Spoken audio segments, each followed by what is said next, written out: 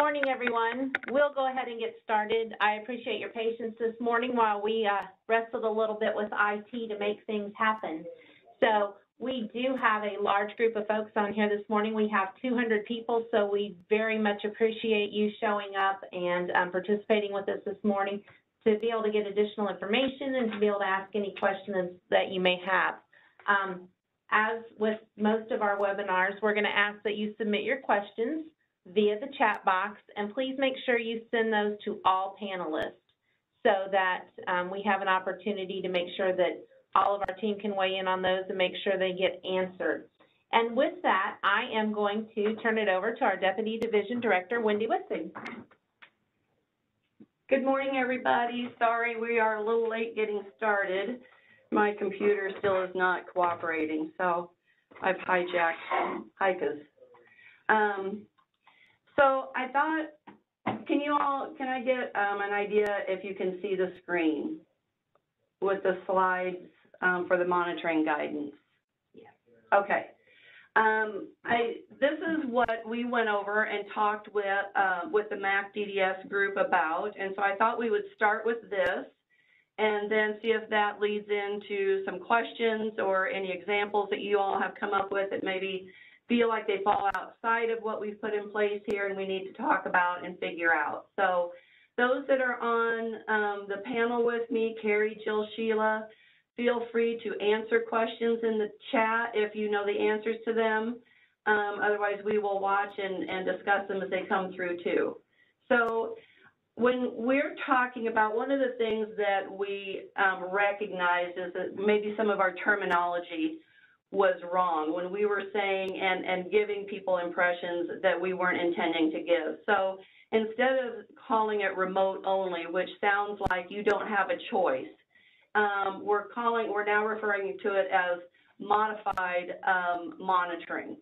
So in what the county and that county status, if it's remote, a remote status, what that basically is doing is it gives you permission to use the remote monitoring option instead of going there in person. And the reason that we are even going that route, because we feel that the support coordination monitoring is just critical to the health and safety of the individuals we're serving. And so you guys are on the front lines of that, and to be able to see people face to face is really, really important. But we also are mindful of the health and safety of you all and our support coordinators, as well as the people that we're serving and their staff. So when we go to a modified option for the remote status for a county, it is with the intent to reduce the footprint within that county. There's going to be a high level of prevalence in that county, and so if we can help reduce the footprint by not so many people traveling, if you're traveling, then you're stopping for gas, or you're stopping at a convenience store to get something to drink, you're going out to lunch, those kinds of things. So that all helps in reducing the footprint in the county and the possibility or opportunity to spread or contract the virus from any of those locations. So they're, again, reducing the opportunity for exposure. And the other point that I want to make is that it doesn't change the frequency of the monitoring requirements. So when we first started this whole shenanigans with the pandemic and we went remote only, and we really meant remote only, just do that, we never expected, you remember the phrases, 2 weeks to stop the spread?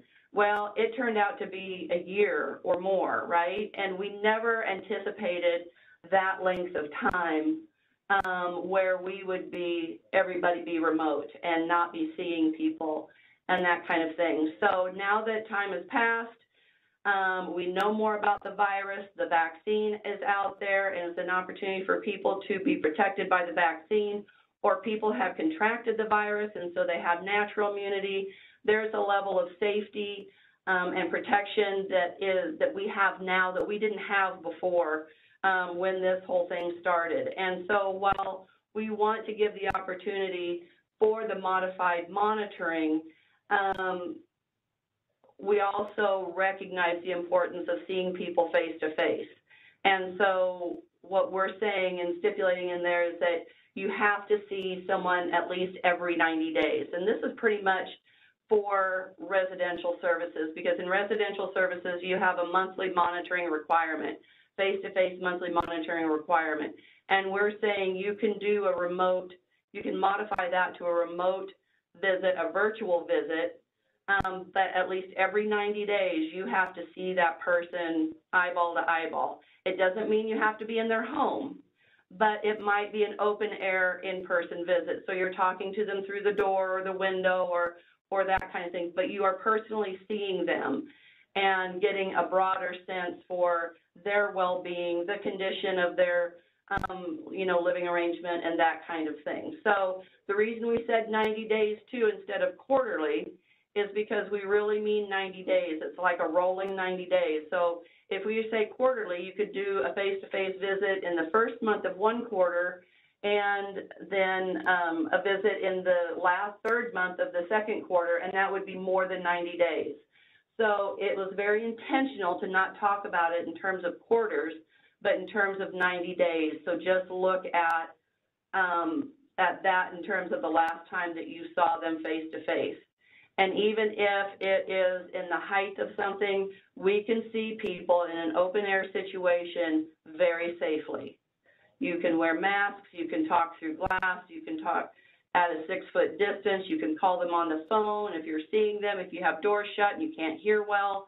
You can call and talk to them by phone while you're looking through the glass and you're seeing them. You can do that safely and completely protected. So please, keep that in mind. It doesn't mean seeing them in person does not mean you have to be in their home. And there are also situations where you're going to have to go out and see someone in person regardless of the 90 days.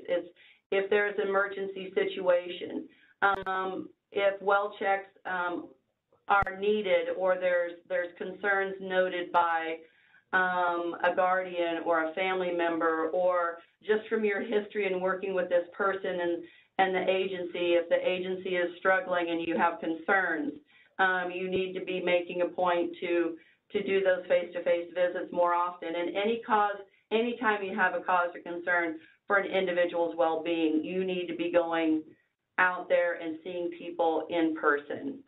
You are really the front line. Well, the direct care staff are the front line for ensuring the safety and well-being of the individuals that we serve, and you are there also on that front line, making sure that being an extra set of eyes and ears also for provider agencies who can't have management staff out there at every moment either, and providing that oversight. So you also play a critical role in ensuring the health and safety of the people that we serve. This next slide is just kind of shows a little bit of a flow chart, kind of a decision tree, hoping that helps clear things up for the type of visits that you have when they're monthly, when they're quarterly, or when you have an annual visit. So if you're already monitoring a service that is a quarterly monitoring, then every quarter you have to see them face to face. And we're not making the 90-day stipulation there, but every visit must be face to face, and it's a quarterly visit. So you have some flexibility there that if there is a surge in this county at the time that you would ordinarily make a visit, you can put it off for a week or 2 weeks, or if you're still within the quarter, maybe into the following month, and do that. An annual visit, because by nature that's more than 90 days, they have to be face-to-face as well. The quarterly contact can continue to be as allowed by the monitoring regulations, but that annual face-to-face visit, regardless of the status in the county at that time, needs to be face-to-face. So hopefully that little decision tree helps to kind of walk through and answer some questions, or help to think through some of your questions. So, okay, now I'm going to questions in the chat. Do you know if this also applies to RNs? This monitoring is only for support coordinators at this point. The monitoring requirements for nurses has not changed. So the guidance that is out there for the community RNs continues to apply.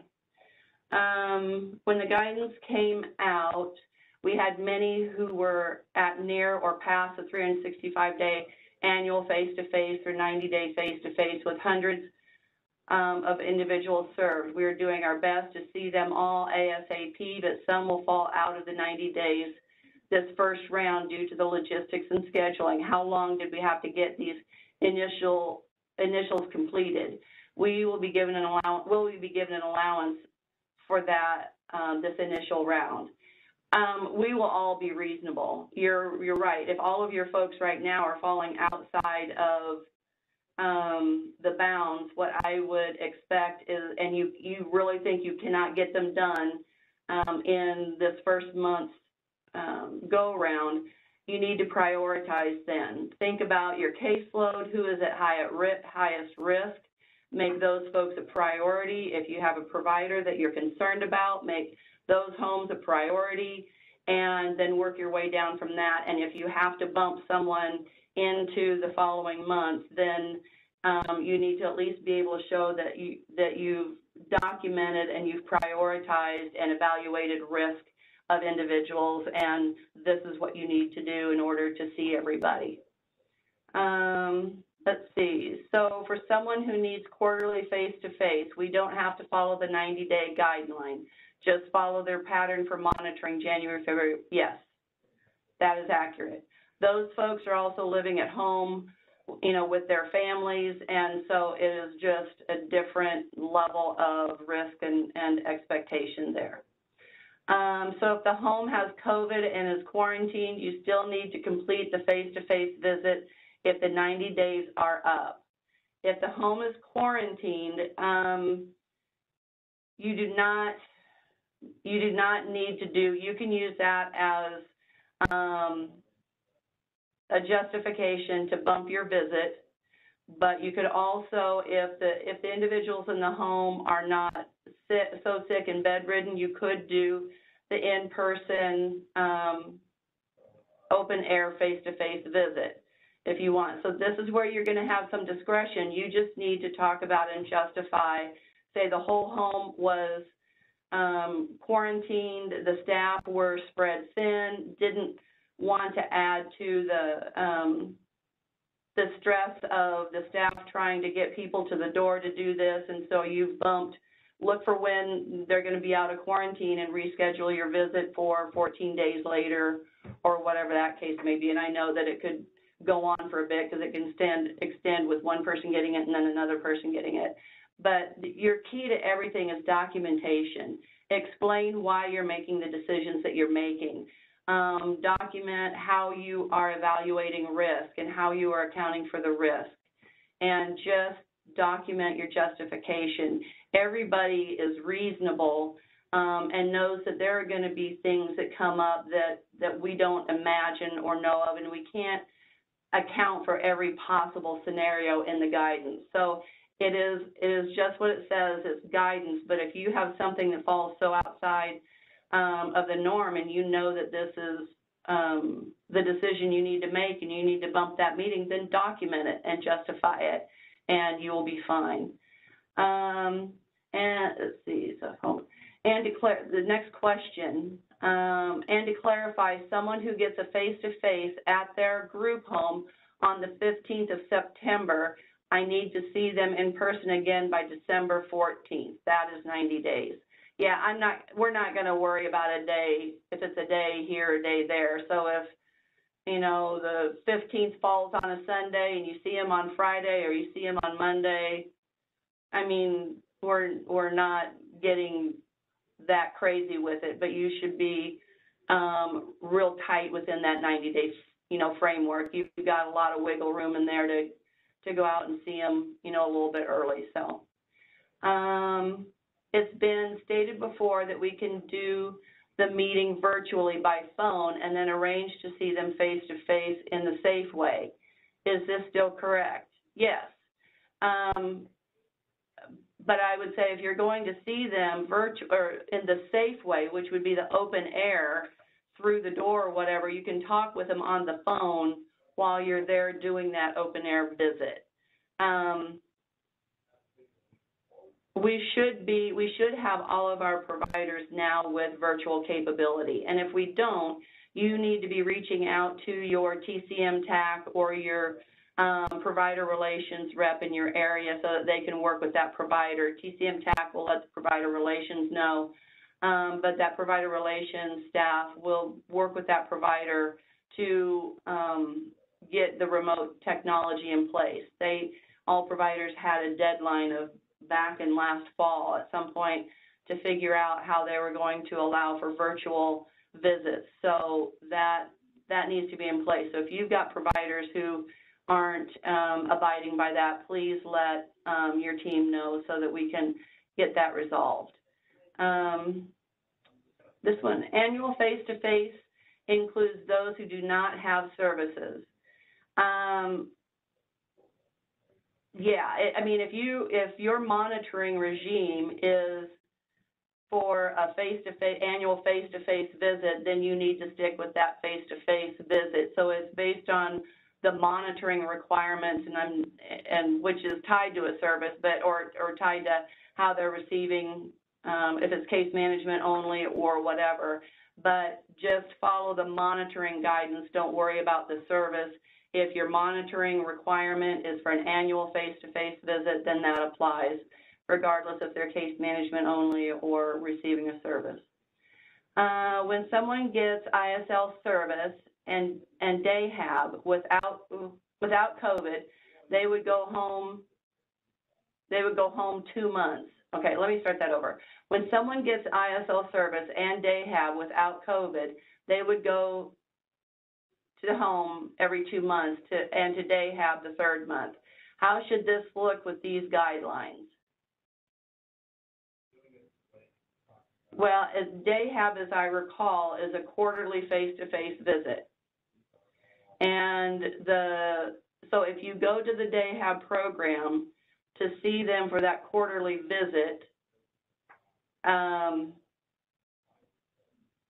that would count as your face-to-face visit for your residential service as well. But you would need to then monitor the condition of the home and all the other things of the home that you would need to do. And if you could do that through a virtual visit, that would be fine.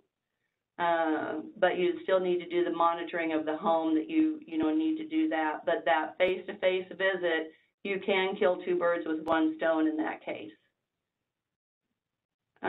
So just to clarify, on other waiver services than residential, if we had quarterly face-to-face in April, then virtual in July, we can't wait until October next quarterly to complete the face-to-face visit.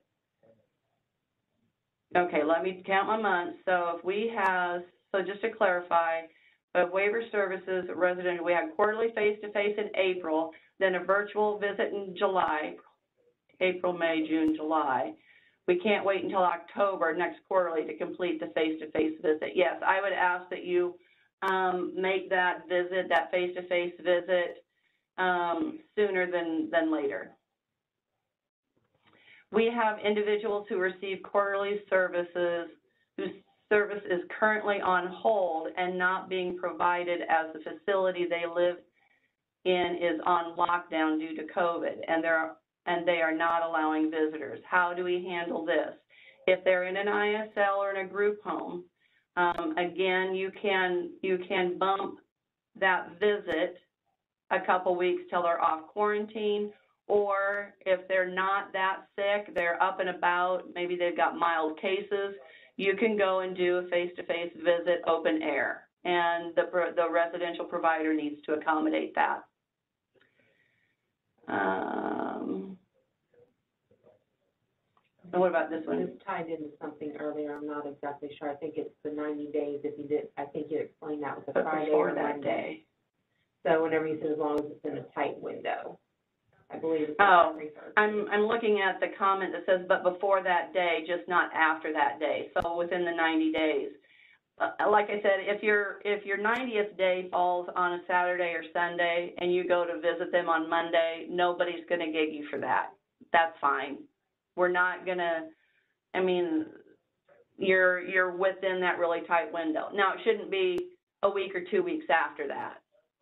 If you're a day or two on either side because something comes up, then you're good. So I hope that answers that. All right, next question. Also, with the people who received Autism Project or case management only and their annual occurred during remote status, do we have to see them open air face-to-face before their next annual? No. It is the next annual needs to be a face-to-face visit. So it's whatever the next visit is that comes up on your cycle. If providers are comfortable, are we able to go to our provider's office to complete PR reviews? Yes. If the ISL provider wants you to do an outside visit, do you need to also see the home via video call that month, or can you include a look around the home in the video modified monitoring the following month? No, you need to do the monitoring of the home in that month, but what I would ask is that you also think about if the home has multiple support coordinators that monitor that home. Let's just say it's a home of 6 people and there's 3 different support coordinators that visit people in that home. Not all 3 of you have to do that video tour, and providers would appreciate if you would collaborate with the other 2, the 3 of you come together and say, hey, I'll do the video of the environment, and then you can all document that person did the environmental review. You need to document it in that record so that your record is complete, even if you didn't do it, but just be clear that you did it and it in this manner, and this other support coordinator provided it. Here's what they found, and that will be fine. And providers will really appreciate, because it can take some time to walk you through the home, and you should be thorough. And I've repeatedly talked to providers about, don't be offended when support coordinators ask to see in the cupboards or show you the floor around the stool, or, you know, they're just doing their job to make sure that that is a clean and safe environment. So be thorough, as you would be able to see those things a lot more readily if you were there in the home, or damage to the wall, or how is the furniture looking in good repair and clean, and that kind of thing. But we have repeatedly asked providers not to take it personally and don't be offended. This is just your job, and you're doing your job. Autism Project individuals need to be seen each quarter. I'm going to shoot that question to Jill or Carrie. I'm not that in tune with what those requirements are. Yes, Wendy, this is Carrie, and the requirement for the Autism Projects, it's quarterly contact, but the face-to-face requirement is just annually. Okay. Thank you, Carrie. No ISL or group home, RCF, nursing home, what? Okay, that was just a statement. I don't think I'm understanding. No ISL or group home, RCF, nursing home. Elizabeth, can you expand, can you get in chat and expand on that a little bit more? I'm sure it was in response to something I said, and I don't know what that was now. I was asking if we can wait for face-to-face the next monitoring month in October. If you have completed your visit under the proper protocol, you know, the visit before we put this 90 days in order, then just in the next 90 days from the time that this goes into effect, you need to see them in person in that 90 days.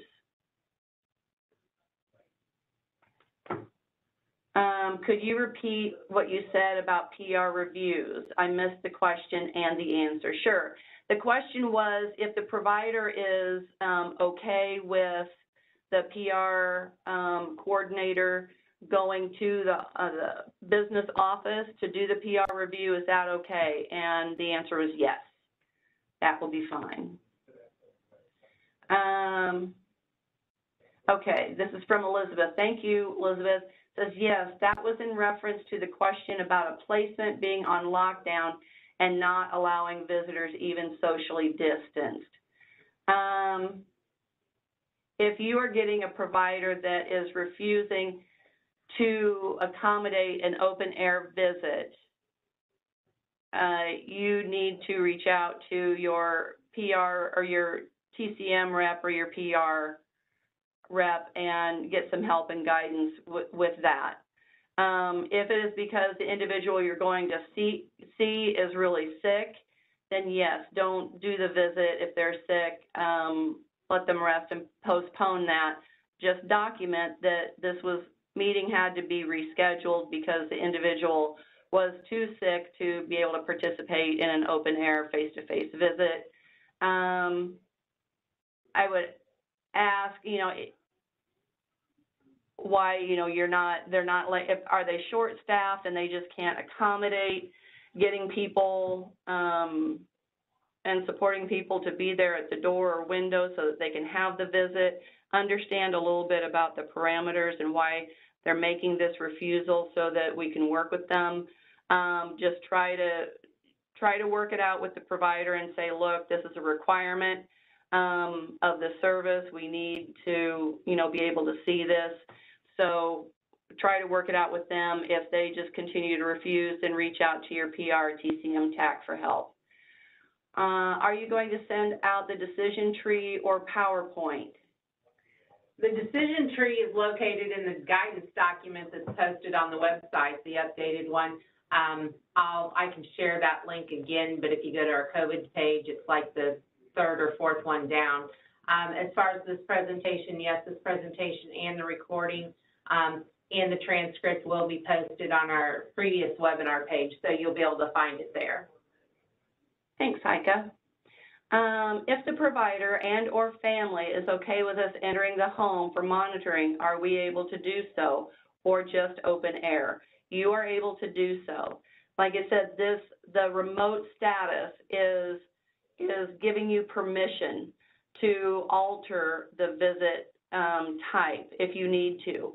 But if everybody is comfortable with the in the home face-to-face, continue to do your masking and your social distancing and those basic precautions. But absolutely, you can do that. Residential care facilities, not DMH. We don't monitor the RCFs. If they don't have anything to do with DD, then our guidance does not apply to services or types of programs that we don't monitor. Carrie or Jill or Sheila, did you have anything else to add there?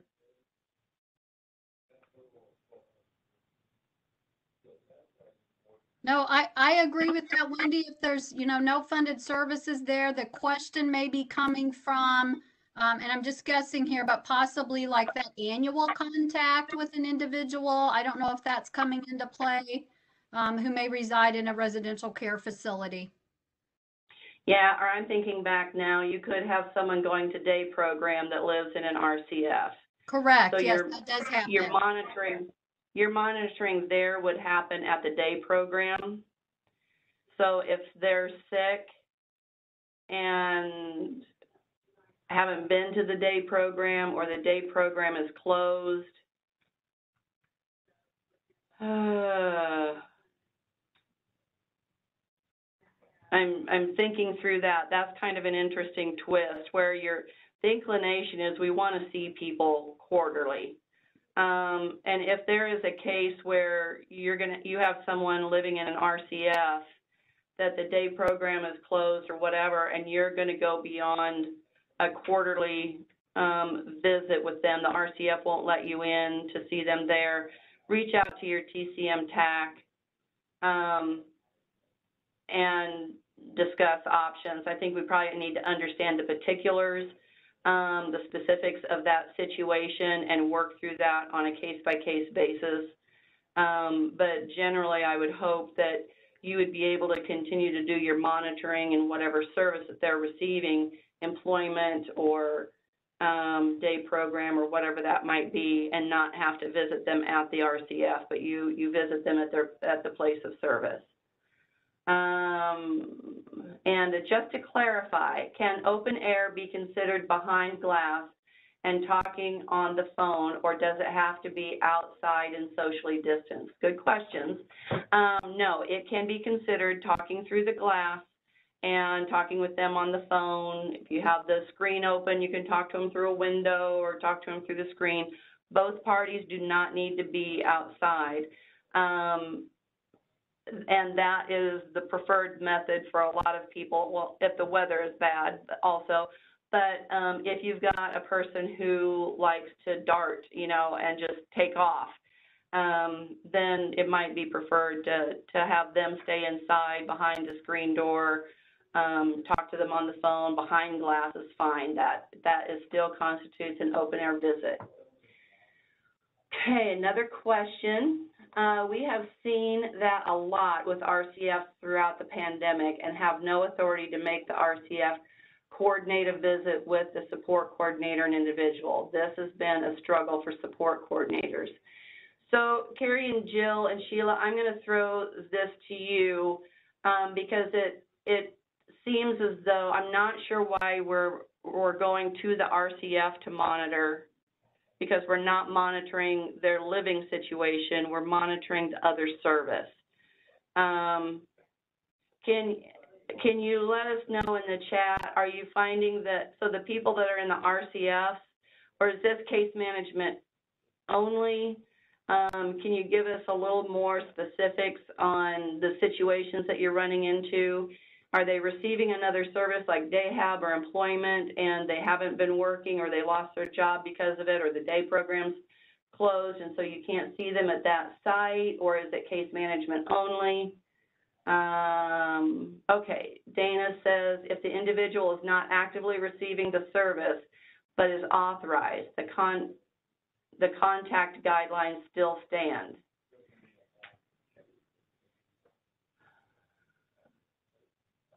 Yes, I had to think about that for a minute. Yes, and what we have asked, and I'm going to ask Jill, Carrie, and Sheila to correct me if I misspeak here, but as I recall, what we were asking people to do is if there is a day service or an employment service that they were supposed to receive monitoring quarterly, but they weren't currently receiving the service because it was closed or whatever, they still document, as long as they're authorized for that service, they're working on them to receive the service or get back into the service or whatever, that monitoring stands. You need to do that. You need to document that they're not receiving the service now and why, and that kind of thing. So those situations would put you in a position of needing to do the monitoring in the RCF. And that's probably why you're going there.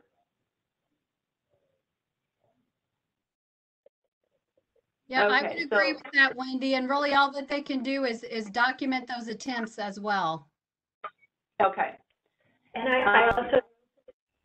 I also think it would be important, though, for you as the support coordinator to clearly explain to that RCF provider that you really just need to do an open air visit, that it isn't necessary for you to actually enter that facility, that it would be acceptable for you to visit with that individual through a closed door as long as you can see that individual, and that might help because most likely they're just really limiting visitors to the inside of the facility. Yes, very good. And if you continue to have resistance from the RCF, then reach out to your TAC or your provider relations, and we'll help you with that. So the next question is, why are we asking about RCFs when I thought this was about residential services? Is someone in an RCF getting their day hab in the RCF? No, this is the face-to-face, if you look over at the decision tree, the monthly face-to-face really applies to residential services. But you could have someone living in an RCF that is going to a waiver day program, or going to a waiver service and getting job coaching through their employment. So they could be getting another waivered service, but they live in an RCF. And so the quarterly face-to-face and the annual face-to-face with quarterly contact, those options there apply to other services other than residential. So it is about really looking at the type of monitoring that you're required to provide for the DMH service that they're receiving. I hope that helps. If not, please get back in the chat and we'll try it again. When the RCF shuts down, the individual is not allowed to access DMH services. So we as support coordinators are not allowed to make a visit to maintain the quarterly requirement. And I'm going to say, and then I'm going to let Sheila jump in here, or Carrie or Jill. So the RCF is shut down and they're not receiving the DMH service, but if they're still authorized for that service, you should still be working with them to receive it or to resume it when the service opens, or whatever was causing them to not receive that DMH service. You would still be working with them to reinitiate that service and get that going.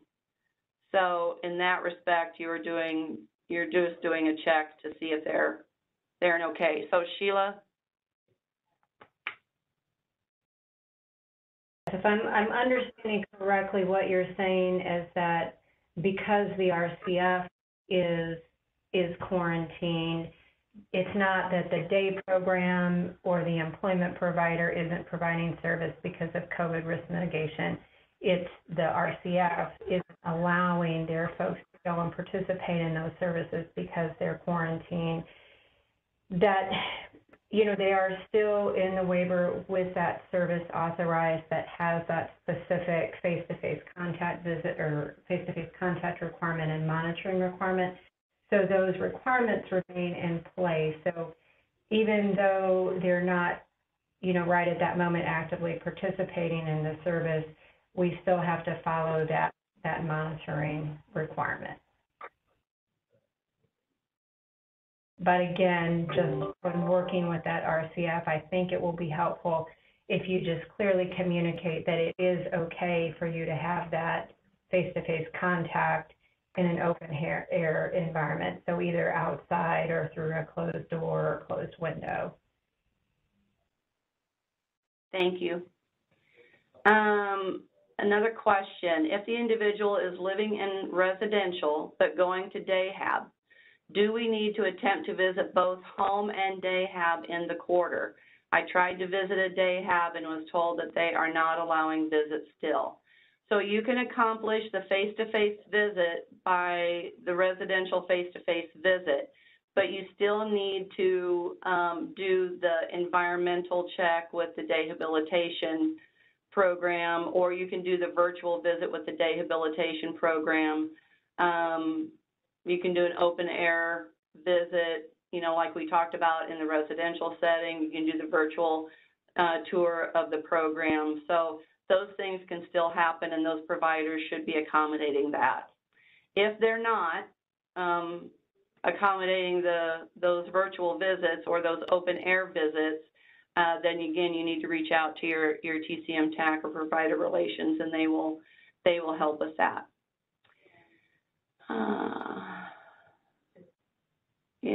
There it is. RCFs would be once per year unless they receive a service. Then that service would fall under the guidelines. If they were not receiving the service due to, sorry, the thing jumps when another comment comes in. If they were not receiving the service due to COVID, then it would be documented and you would maintain the annual contact, same as if someone was living at home and authorized for a service but not getting it.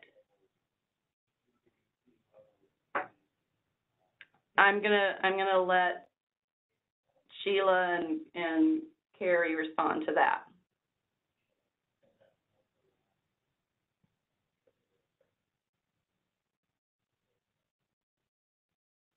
Yeah, this is Carrie, and that comment's correct.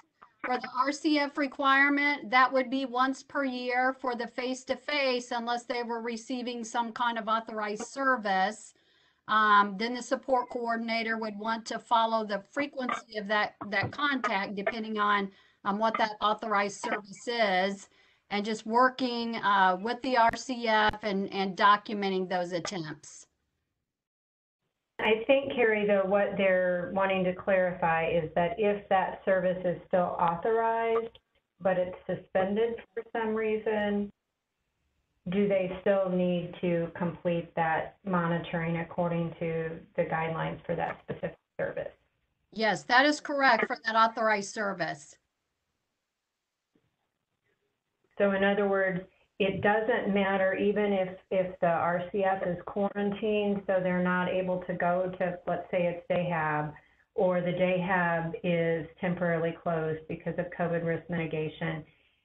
As long as that service is authorized, we still need to follow that monitoring and face-to-face requirement for that service. Yes. So Dayhab, it would still be require that quarterly face-to-face.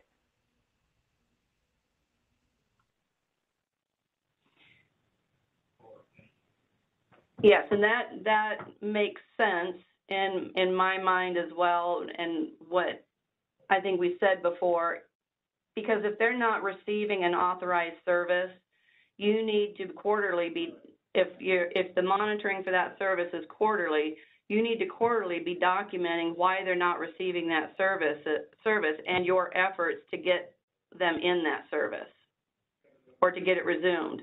You know, and if it's because the day program's closed indefinitely due to COVID and they don't want to go to another day program, or there's not another one available, or you've checked, then that's what you document. But you need to be documenting your efforts towards getting them re-engaged or engaged with the service that they're authorized for, even if they live in an RCF.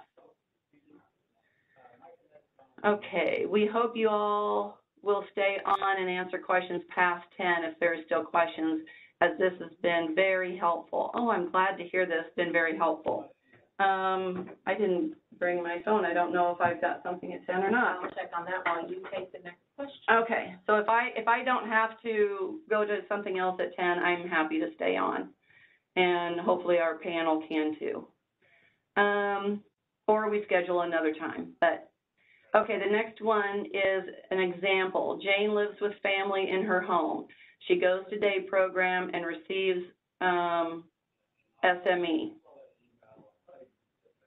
I should know what that is. She has not been in the day program for 18 months. She should have quarterly contact of some type depending on the need and family preference, but there is no service to monitor, so Jane would need to be seen at least annually. If Jane is still authorized for day program services, you need to see her quarterly based on the monitoring requirement of the Dayhab service and be documenting why she is still not in Dayhab, and if it is that they're wanting to get her in Dayhab, what are your efforts to find another Dayhab or substitute another service in place or whatever. So even if they're not actively engaged in the service because of one reason or another, the program is closed, or they're on a waiting list, or there's no service available in that area, you need to abide by the monitoring requirements for the authorized service and document your efforts and rationale for why they're not receiving that service.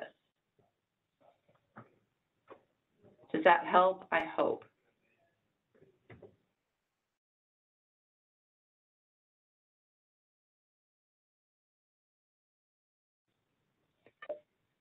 I can go a little bit past 10, but if we still have a lot of questions, I'm going to ask Heike to set up just another webinar sooner than later, and we can continue on. As long as this is helpful, I'm happy to do it. Can a day program refuse to allow us to do an environmental check? No. Day habs need to abide by the monitoring requirements, and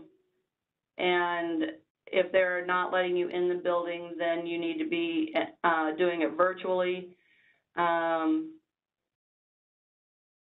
I would be talking with them, too, about what is their expectation for you having to be able to be in there, because they've got staff that are working in there. And it might be, again, that you coordinate efforts, because there's going to be several support coordinators who are going into the day program. So maybe it is about minimizing the number of you that are going in. And one of you goes in and does the environmental check, and you provide that information to the others. So I would talk with the day program provider and understand what their concern is, how do we mitigate that concern, so that we can get back into buildings, because they're in there and they've got staff in there, and see if we just can't work within that structure. But no, they can't if all you're doing is a virtual visit and tour of the program. They have to allow that, and again, shouldn't take it personally when you ask to see certain areas of their building. So day hab is only required annually at the site of service. So as long as we see someone face-to-face at the ISL that quarter, you still want a quarterly environmental at the day hab quarterly. Think about it in terms of what would you do before COVID? What is the requirement before COVID? The requirement stays the same. So if you had to do a quarterly environmental check at a day program, even if you saw them face-to-face at the residential center, then you still have to do that quarterly visit. As I recall, and I'm going to ask Carrie to jump in, but you've got to consider the monitoring requirements for those two things separately. As I recall, you can do the face-to-face visit at a day program, and it can work as your monthly visit with the person residentially. If you did the face-to-face residentially, you still have a quarterly monitoring requirement at the day program. You have to meet that quarterly monitoring requirement. So, Carrie, you might be able to say that more eloquently than I just did. Yes, specifically, Wendy, for that day hab requirement, of course, it's the quarterly face-to-face contact, and it is annually, a minimum of annually that they have to have that contact at the site of that day hab service.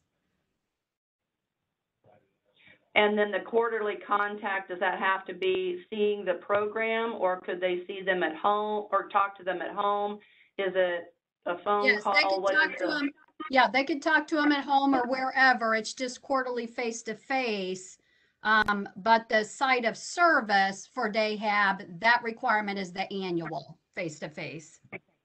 Annual face-to-face, but the quarterly doesn't require them to see the environment. Correct. It's just a quarterly face-to-face with the individual. Okay. I would hope that you coordinate with other support coordinators, though, so at least someone is doing like an environmental check.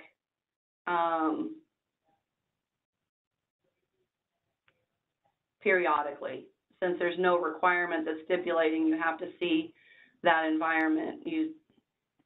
That's something we need to think about, I think, maybe in our monitoring too, because seeing that environment is important. I guess you would see them annually at the site of service, right, Carrie? Yes, that's correct, Wendy. So that annual at site of service can't be that you saw them at the residential placement.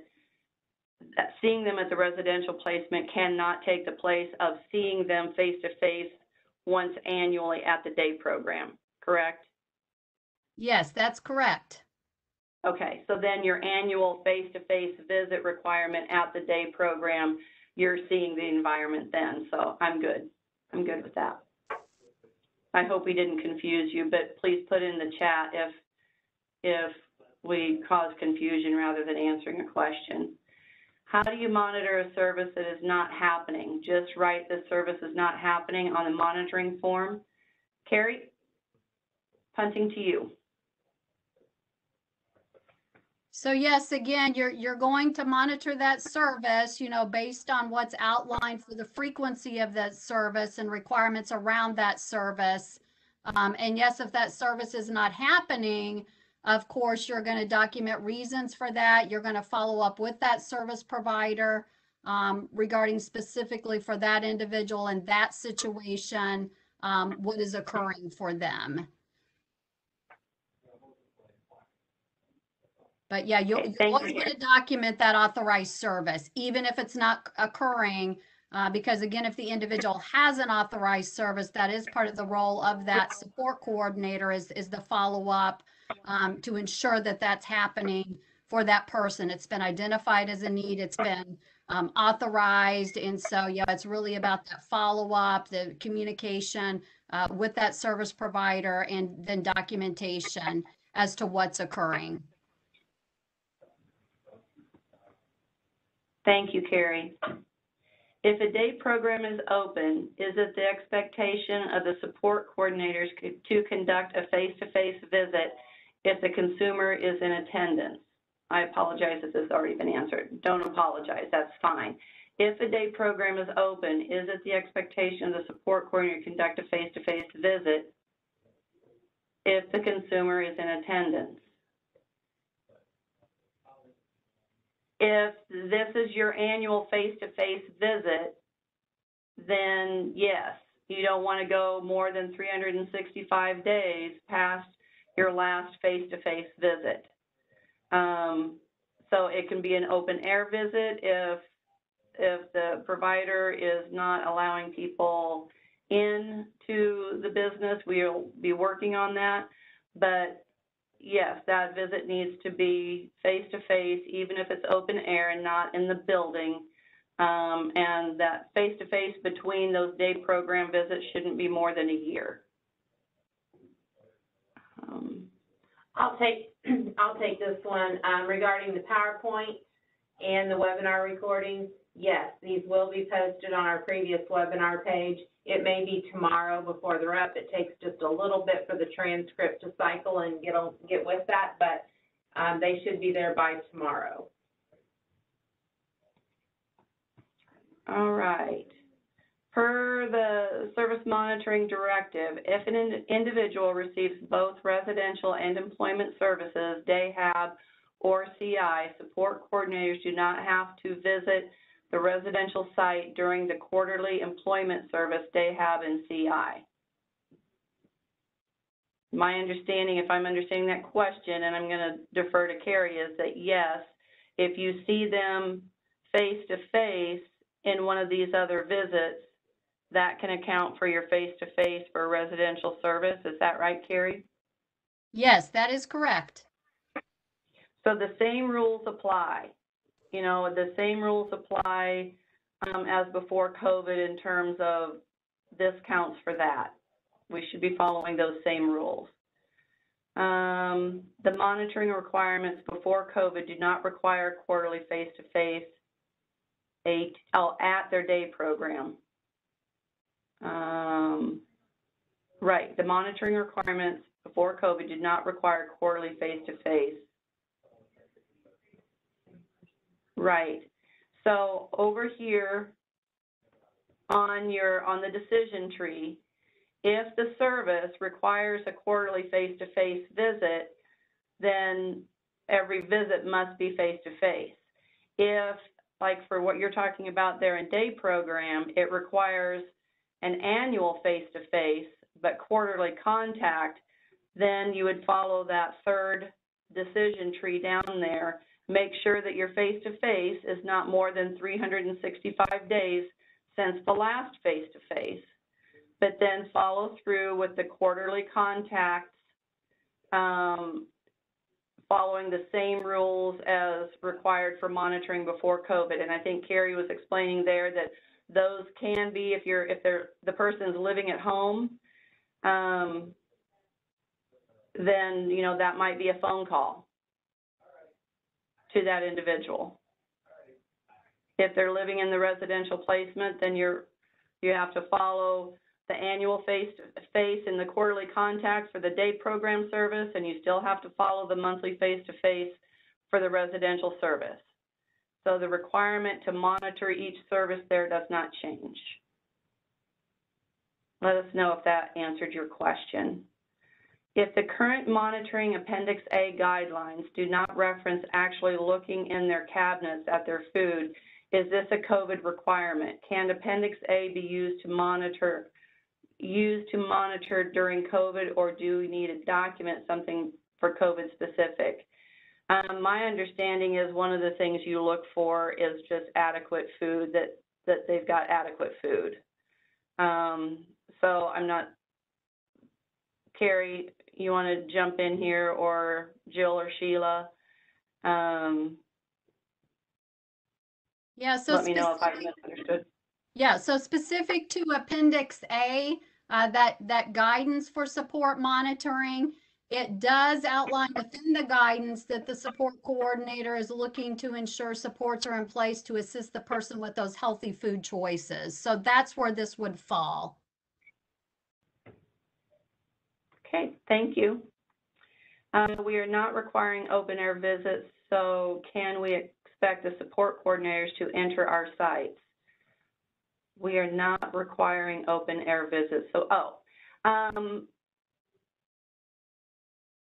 that will be the decision of the support coordinator if they want to do an open air face-to-face visit. Because the monitoring and guidance, if the county is on the remote status list, then that means that they have the flexibility to modify their monitoring guidance. So that would be regardless of if the residential program is allowing people in the home or not allowing people in the home. That support coordinator would still have the opportunity to modify their monitoring if their county is in a remote status. Where do we find the map that shows counties for remote status? I can help with that. Let me share a screen here. Give me just a moment. It'll take me just a minute to get there. So if you go to the division homepage, click on the first panel in the bar. Right here, when you get to the COVID-19 page, it says Case Management County Status, and there you have it. We're a nice solid color right now.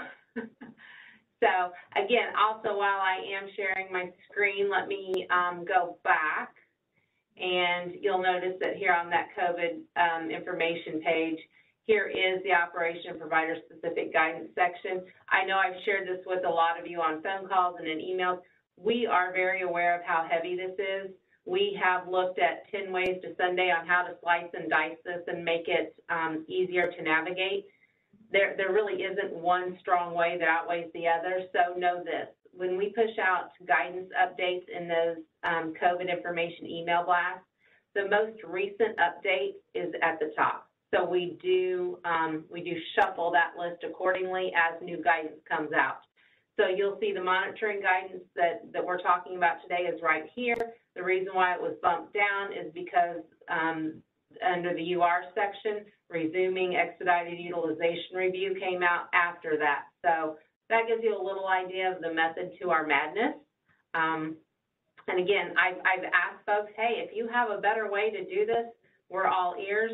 So far, this has kind of been what seems to work, and we've been doing it for a year and a half now, so I think that folks are kind of in the routine with rolling with us on it. So, and just a quick reminder, there is the section for vaccine information, testing information, resources and videos, individuals and families. There is a new document that's been posted in this section. It is right here, COVID-19 information and resources. There is a webinar at 12:30 today to go over that. If you need webinar information over here, those of you asking about where the recording would be posted and where you're going to find that presentation, over here you'll see previous webinars, 2021. All right, let me back up. These are the upcoming webinars. Over here's previous webinars. So you'll find recorded webinar and any transcript and or presentation. So I'm going to stop sharing. It is it's 10:07, I believe. There is one last question here that I think we can take and wrap up. Okay, the participant requires regular monthly monitoring, which must be documented in the ISP. I'm not sure. I think that may be just a statement in response to one of the prior questions. Carrie, Sheila, or Jill, do you pull something from that that we want to emphasize, or do you understand it differently than I do?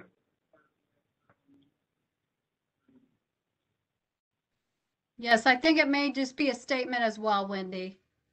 Okay. All right. So it is 10:08 and we are through our questions.